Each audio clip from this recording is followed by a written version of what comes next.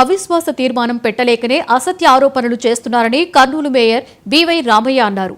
DDR బ్రాండ్లకు తనకు ఎలాంటి సంబంధం లేదని చెప్పారు.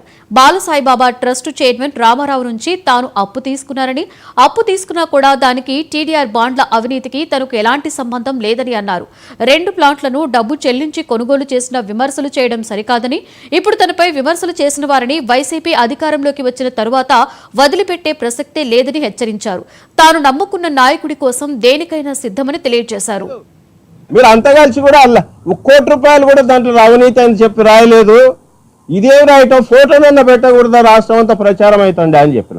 అంటే అంత దిగజారిపోయి అంత నీచంగా ఒకటే చెప్తున్నాం, ఆ 2 ప్లాట్లు కూడా డైరెక్ట్ డబ్బులు పెట్టి రిజిస్ట్రేషన్ డాక్యుమెంట్లు ఉన్నాయి.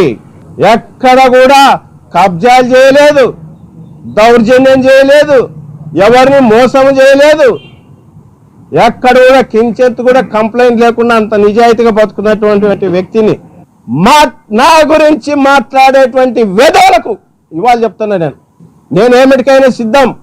ఆయన తెలుగుదేశం నాయకుడు మాట్లాడతాడు, యాడో కార్పొరేటర్ కూడా గెలిచి ఎరగాడు, నిలబడి ఎరగాడు.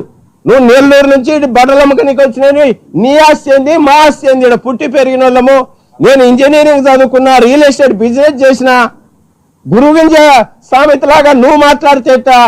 మీరు రోడ్లను కూడా కబ్జాలు చేసి అమ్ముకునేటువంటి బతుకులు మీవి. ఇంకొకసారి మాట్లాడితే ఖబర్దారు చెప్తానా నేను. మాకు అవకాశం వస్తుంది. వైఎస్ఆర్సీ పార్టీ కార్యకర్తలు, నాయకులు తెగించడానికి కూడా సిద్ధంగా ఉన్నారు. అందులో మొదటి వ్యక్తి నేనే. నేను చావడానికైనా సిద్ధం, ఆ పని చేయటానికి కూడా సిద్ధం. జగన్మోహన్ రెడ్డి గారి కొరకు ఎంత దూరమైన వెళ్తామని సంగతి గుర్తుంచుకోండి. ఎవరిని వదిలిపెట్టాం. మళ్ళీ వచ్చేది ఖచ్చితంగా మా గవర్నమెంటే.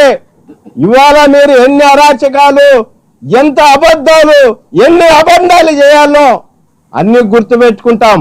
ఇంకా దూరం వెళ్తే మేము కూడా ఎంతవరకైనా ప్రయాణం చేయడానికి సిద్ధం.